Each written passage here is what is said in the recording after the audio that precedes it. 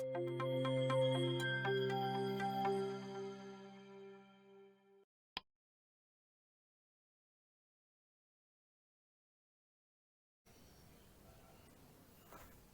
And welcome. स्वागत है आप सबका अपने यूट्यूब चैनल मास्टर में। और इस वीडियो में हम आज डिस्कस करने वाले हैं प्रोजेक्ट मैनेजमेंट के कुछ बेसिक टर्म्स को, और उसमें कुछ ओवरव्यूज हम लोग लेने वाले हैं। तो चलिए शुरू करते हैं वीडियो। Project management.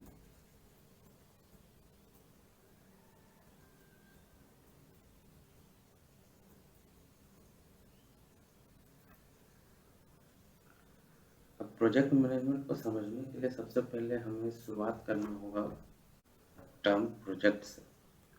तो प्रोजेक्ट कैसे करते हैं? अगर हम उससे पूछे कि प्रोजेक्ट का मतलब क्या है, तो सिंपल वे में हम बोल सकते हैं इस तरीके से कि नंबर ऑफ एक्टिविटीज़ का एक सीरीज़, यानी एक एक्टिविटी किए, फिर उसके बाद उसके ख़त्म होने के बाद दूसरा एक्टिविटी किए, फिर तीसरा, फिर चौथा। ऐसे नंबर ऑफ कुछ कॉम्प्लेक्स एक्टिविटीज़ होते हैं जिसका जो फाइनल रिजल्ट होता है, जो आउटकम्स होता है, वो हमारा ऑब्जेक्टिव होता है, वो हमें चाहिए होता है कस्टमर सेटिस्फेक्शन के लिए, अपने बेनिफिट्स के लिए, स्टेक होल्डर्स के बेनिफिट्स के लिए, ऑर्गेनाइजेशन के बेनिफिट्स के लिए, सोसाइटी के बेनिफिट्स के लिए। तो इस तरीके के एक्टिविटीज़ को एक साथ हम सीरीज में रख दिए, और सारे एक्टिविटीज़ को एक साथ हम क्या बोलेंगे? उनको बोलेंगे एक प्रोजेक्ट। प्रोजेक्ट ऐसा होना चाहिए कि उसका हमारे पास हमेशा एक स्टार्टिंग पॉइंट और एक एंडिंग पॉइंट होना चाहिए within a limited budget. That means कि हमारे पास एक इन्वेस्टमेंट का पहले से एक इन्वेस्टमेंट बजट होना चाहिए, कैपिटल होना चाहिए, जो हम उस प्रोजेक्ट पे लगाने वाले हैं।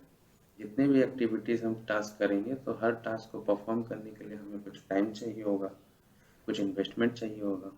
तो इन सारे चीज़ को हम लिमिटेड वे पे लेंगे। ऐसा नहीं है कि हम किसी प्रोजेक्ट को शुरू किए और वो ज़िंदगी भर तक के लिए, इनफाइनाइट टाइम के लिए वो चलता चला जाएगा। तो उसको हम लोग एज ए प्रोजेक्ट कंसीडर नहीं करेंगे, उसको फिर रिसर्च के कैटेगरी में हम रख सकते हैं। और चूंकि प्रोजेक्ट को हम यहाँ पे प्रोजेक्ट को डिस्कस कर रहे हैं, तो सिंपल सा अगर हम समझाएं, तो किसी भी कॉम्प्लेक्स काम को करते हैं और उनमें से हमें कुछ आउटकम्स मिलता है, तो नंबर ऑफ रिलेटेड वर्क्स जो भी हो गया, एक्टिविटीज़ हो गए, टास्क हो गए, उनको एक साथ मिला के हम क्या बोलते हैं? This is a project. चलिए, अब प्रोजेक्ट तो समझ में आ गया। प्रोजेक्ट समझने के बाद अब प्रोजेक्ट के मैनेजमेंट को हम लोग यहाँ समझने वाले हैं। तो अब आप इसमें बोलिएगा कि इसमें समझना क्या है? किसी भी वो काम को हम किस तरीके से मैनेज करते हैं, उसको प्रोजेक्ट मैनेजमेंट कहते हैं। हाँ, ठीक है, बिल्कुल सही बात, यही बात है। लेमन्स लैंग्वेज में हम ऐसे ही समझेंगे कि किसी भी काम को, किसी भी एक्टिविटी को हम किस तरीके से मैनेज करते हैं, कितना हमें उसमें टाइम देना है, कितना हमें उसमें इन्वेस्टमेंट देना है, उसी को मैनेज करते हैं। तो क्या ये मैनेजिंग बहुत इजी होता है? छोटे छोटे कामों के लिए ये मैनेजमेंट इजी होता है। जैसे घर में आप राशन, अपना राशन को मैनेज कर रहे हैं, तो इन सारे चीज़ों में ये मैनेजमेंट थोड़ा सिंपल हो जाता है। पर एक ऑर्गेनाइजेशन के व्यू पर्सपेक्टिव से अगर आप देखें, तो ये छोटे छोटे, उनका जो छोटा छोटा एक्टिविटीज़ भी बहुत कॉम्प्लेक्स हो जाता है। तो उस कॉम्प्लेक्सिटी को सिंपल करने के लिए हम उसको स्टेप बाय स्टेप परफॉर्म करते हैं, और उन स्टेप्स को, ताकि कहीं गड़बड़ ना हो जाए, हर कोई उन्हीं स्टेप्स और उन्हीं रूल्स को फॉलो करता है।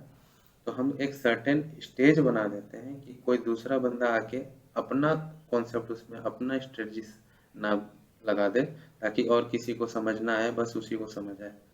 तो इस तरीके का हम लोग स्ट्रेटजी अपनाते हैं जो कि पहले से फिक्स्ड है, और उन्हीं स्टेज को हम लोग अप्लाई करते हैं किसी भी ऑर्गेनाइजेशन में, किसी भी प्रोजेक्ट के ऑब्जेक्टिव्स को पाने के लिए, क्योंकि उनके कॉम्प्लेक्सिटी उनमें बहुत ज़्यादा होता है। और कॉम्प्लेक्सिटी ज़्यादा होने से हम जान रहे हैं कि एट इंस्टेंट किसी भी चीज़ का हम लोग अगर डिसीजन लेते हैं तो मे बी उसका आउटकम्स बहुत बुरा भी हो सकता है, बहुत अच्छा भी हो सकता है, पर चूंकि इसमें बहुत ज़्यादा इन्वेस्टमेंट लगा हुआ होता है तो हम इस तरीके का रिस्क नहीं ले सकते। और रिस्क नहीं लेना है तो पहले से हमें इसको प्री डिफाइन करना होता है कि step by step, stage by stage हम किस तरीके से इस प्रोजेक्ट को डील करने वाले हैं। तो आइए सबसे पहले हम लोग देखते हैं कि सबसे पहला स्टेज क्या होने वाला है। तो प्रोजेक्ट को शुरू करने के लिए हमें अब हमारे पास तो एक बेहतरीन आइडिया होना चाहिए, एक आइडिया जो कि हम लगे कि हाँ इस आइडिया से ऑर्गेनाइजेशन को हम प्रॉफिट दिला सकते हैं, हम एक ऐसा आउटकम्स, ऐसा गुड्स बना सकते हैं, ऐसा सर्विस जनरेट कर सकते हैं कि जिससे हम आने वाले सोसाइटी को, कस्टमर्स को सेटिस्फाई कर सकते हैं, किसी भी प्रॉब्लम का सॉल्यूशन ढूंढ सकते हैं। इस तरीके का प्रोजेक्ट्स हमारे पास, उसका आइडिया हमारे पास होना चाहिए। तो इसी तरीके से हम क्या करेंगे, सबसे पहला जो हमारा प्रोजेक्ट का इनिशिएशन होगा, सेलेक्ट करेंगे एक बेस्ट प्रोजेक्ट। ठीक है, एक सबसे पहले हम लोग क्या करेंगे, एक बेस्ट प्रोजेक्ट को सेलेक्ट करेंगे और गिवन लिमिट के साथ, क्या चीज का लिमिट होना चाहिए, रिसोर्सेज का लिमिट होना चाहिए। ऐसा नहीं है कि हम कोई एक ऐसा प्रोडक्ट बनाए जो कि तेल से चलता हो और तेल उसमें इतना ज़्यादा लगे कि उसमें इंडियन इकोनॉमी ही हिल जाए। तो ऐसा कोई प्रोजेक्ट नहीं लेने वाले हैं जिसमें हमारे पास सोर्सेज का लिमिटेशन ना हो। ठीक है, तो पहला हम क्या किए, प्रोजेक्ट को सेलेक्ट कर लिए। अब सेलेक्ट कर लिए तो अब उस प्रोजेक्ट से हमें क्या क्या बेनिफिट्स होने वाले हैं उनको पहले रिकॉग्नाइज करेंगे। ठीक है, पहला सिलेक्शन हो गया। दूसरा रिकॉग्नाइजेशन। रिकॉग्नाइजेशन में क्या रिकॉग्नाइज करना है, हमें बेनिफिट्स रिकॉग्नाइज करना है कि क्या क्या इस प्रोजेक्ट से हमें बेनिफिट्स होने वाला है। उसके बाद हम क्या करेंगे, उसके बाद हम देखेंगे उसके डॉक्यूमेंटेशन को तैयार करेंगे। प्रोजेक्ट के जितने भी डॉक्यूमेंटेशन होंगे उन डॉक्यूमेंटेशन को तैयार करेंगे, ताकि हमें अभी किसी और को अगर हमें अपना प्रोजेक्ट समझाना हो तो हम सिर्फ बोल के, सिर्फ बात करके हम अपना 10 से 20% ही समझा पाएंगे। लेकिन अगर हम डॉक्यूमेंटेशन तैयार कर दें और उस डॉक्यूमेंटेशन को कहीं रिप्रेजेंट कर दें तो उससे हम आपको उस प्रोजेक्ट का 80 to 90% हम किसी भी कस्टमर को या फिर इन्वेस्टर को, स्टेक होल्डर को, किसी भी ऑर्गेनाइजेशन को हम अपने प्रोजेक्ट का ज़्यादा परसेंटेज हम उसको समझा सकते हैं। तो इसीलिए डॉक्यूमेंटेशन जरूरी है। और डॉक्यूमेंटेशन इसलिए भी जरूरी है ताकि हमें भी स्टेप बाय स्टेप सारा प्रोजेक्ट के बारे में पता रहे, उसके बेनिफिट्स, उसके outcomes, negative points, positive points, सारा कुछ हमें सीरियल वाइज सारा कुछ डॉक्यूमेंटेड रहे और जब भी हम चाहे रिवाइज कर सकें। अब जब ये सारा कुछ हो गया, डॉक्यूमेंटेशन हो गया, तो एक प्रोजेक्ट मैनेजर हम लोग यहाँ पे उसको अपॉइंट करेंगे। यानी कि किसी भी प्रोजेक्ट को मैनेज करने के लिए एक प्रोजेक्ट मैनेजर चाहिए होता है जो कि इस मैनेजिंग स्किल्स में बहुत ही ज़्यादा एक्सपीरियंस्ड हो और इस प्रोजेक्ट को आगे ऑब्जेक्टिव तक पहुंचाने में हमें मदद करे। तो ये हो गया प्रोजेक्ट इनिशिएशन। इनिशिएशन होने के बाद हम क्या करते हैं, दूसरा स्टेज जो हमारा होता है वो प्रोजेक्ट प्लानिंग का होता है। तो प्रोजेक्ट प्लानिंग में हम क्या करेंगे, प्रोजेक्ट प्लानिंग में हम पहले देखेंगे कि हमारे पास क्या क्या एक्टिविटीज और टास्क हम करने वाले हैं ताकि इस प्रोजेक्ट को हम कंप्लीट कर सकें। तो किसी प्रोजेक्ट को कंप्लीट करने के लिए हम एक्टिविटीज करना होगा, कोई टास्क परफॉर्म करना होगा, वर्क करना होगा। तो हम उसको रिकॉग्नाइज करेंगे। हम उन वर्क्स को, उन एक्टिविटीज को हम क्या करेंगे, डिफाइन करेंगे कि हाँ हमारे पास अगर ये प्रोजेक्ट कंप्लीट होना है तो हमें सर्टेन टास्क परफॉर्म करने होंगे। अगर इन टास्क को हम परफॉर्म नहीं करें तो हमारा प्रोजेक्ट कंप्लीट नहीं होगा। उसके बाद हम क्या करें कि उसके बाद टास्क पता चल गया कि हम इस एक्टिविटीज को करने वाले हैं और उन एक्टिविटीज के क्वालिटी को और क्वांटिटी को हमें मेंशन करना होगा हमें इस प्लानिंग के स्टेज में। पहला इनिशिएशन हो गया। सेकंड में जो प्लानिंग के स्टेज में हम क्या करेंगे, एक्टिविटी को चूज करेंगे और उनके क्वालिटीज और क्वांटिटीज को मेंशन करेंगे, डिफाइन करेंगे। ठीक है। अब जब क्वालिटीज डिफाइन हो गए तो उन क्वालिटीज को मेंटेन करने के लिए, उन क्वांटिटी को मेंटेन करने के लिए हमें लिमिटेड रिसोर्स कितना चाहिए होगा, उसको भी हम इसी प्लानिंग में ही हम लोग ऐड करेंगे। तो नीडेड रिसोर्स जो होगा वो हमें कितना चाहिए होगा, उसको भी हम लोग यहाँ पे डिफाइन करेंगे। ठीक है। अब यहाँ तक तो हो गया कि वर्क एक्टिविटीज के बारे में हम डिस्कस कर लिए, क्या रिसोर्सेस चाहिए, क्या क्या वर्क करना है, ये डिस्कस कर लिए। लेकिन अब हमें क्या करना होगा, उसका एक शेड्यूलिंग करना होगा, जिसका मतलब क्या है कि कौन सा टास्क कब करने से हमें ये इजी होगा। पहले कौन सा टास्क करेंगे, फिर उससे रिलेटेड कौन सा टास्क करेंगे, फिर उससे रिलेटेड कौन सा टास्क करेंगे, ताकि हम सीक्वेंस वाइज पे हम प्रॉपरली वर्क करते चले जाएं। हमें भी किसी भी वर्क को करने के लिए हमें वेट ना करना पड़े और दूसरे वर्क में कोई बाधा ना हो। इस तरीके का वर्क का शेड्यूलिंग करते हैं कि कौन सा टास्क हमें पहले परफॉर्म करना होगा, कौन सा टास्क हमें बाद में परफॉर्म करना होगा। ये सारा कुछ प्लानिंग का हिस्सा है। ठीक है। अब जाहिर सी बात है कि अगर हम कोई एक्टिविटीज कर रहे हैं, कोई परफॉर्मेंस कर रहे हैं, तो कुछ ना कुछ दिक्कत आने वाली है, कुछ ना कुछ, कहीं ना कहीं कोई ना कोई रिस्क यहाँ पे जनरेट होगा, क्योंकि बहुत ही कॉम्प्लेक्स एक्टिविटीज यहाँ पे परफॉर्म होंगे। ऑर्गेनाइजेशन का एक्टिविटीज है, टास्क है, तो जाहिर सी बात है इसकी कॉम्प्लेक्सिटी तो होगी।